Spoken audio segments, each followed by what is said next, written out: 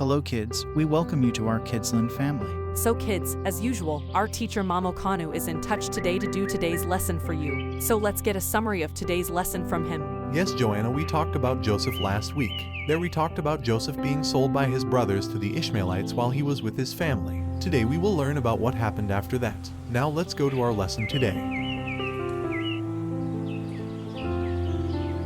The king of Egypt, where Joseph was taken by the Ishmaelites, was called Pharaoh, and he had a captain of the guard named Potiphar, who bought Joseph for a house servant.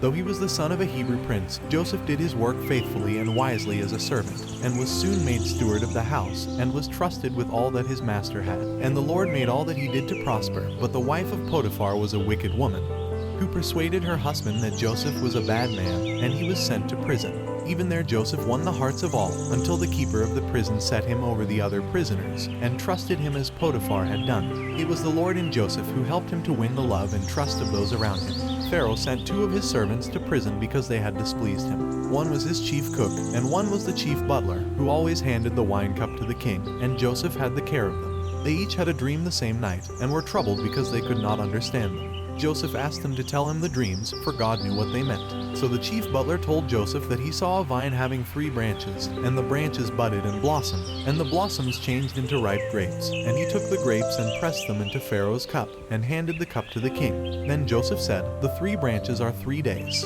Within 3 days the king will take you out of prison, and you shall hand the king's cup to him as you used to do."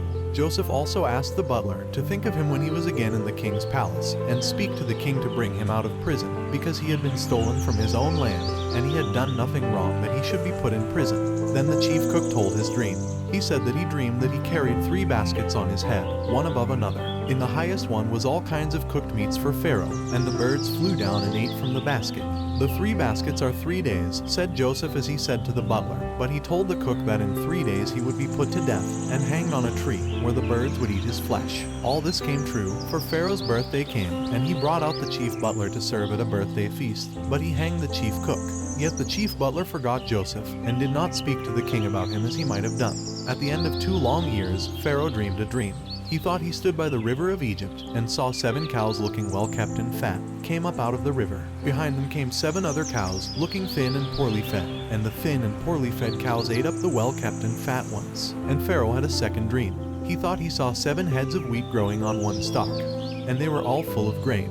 After them came 7 thin heads of wheat with no grain in them, and the 7 bad heads of wheat ate up the 7 good ones. In the morning Pharaoh was troubled about these dreams, and called for his wise men who worked magic for him, and they could tell him nothing.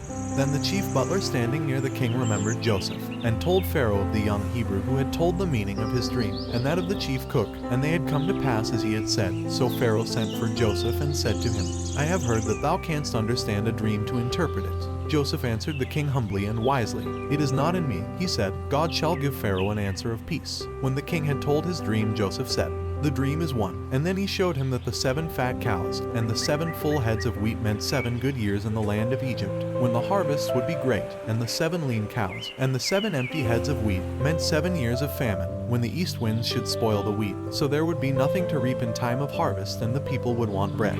He told the king that he had better set a wise man over the land, who would attend to saving the grain during the 7 good years, so that the people would have bread to eat in the 7 years of famine. The king was greatly pleased with Joseph, and told him that God had taught him to interpret dreams, and had showed him things to come, and there could be no wiser man found to be set over the land. So he made Joseph a ruler over the whole land, and next to the king in all things. He put his own ring on his hand, and dressed him in the robes of a prince, and gave him an Egyptian name and an Egyptian wife, so that there was no one in all the land of Egypt so great as Joseph, except the king. He built storehouses in every city, and stored the grain, until it was like the sand of the sea, and could not be measured.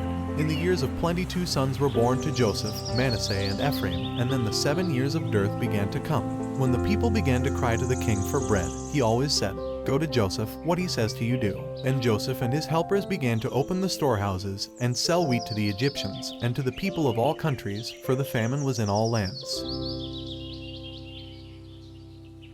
So kids, today we learned a lot about Joseph. We hope that your life will get many things from this. We will learn the rest about Joseph in the next section. If you are not connected to our website yet, connect to our website today, and subscribe to our YouTube channel.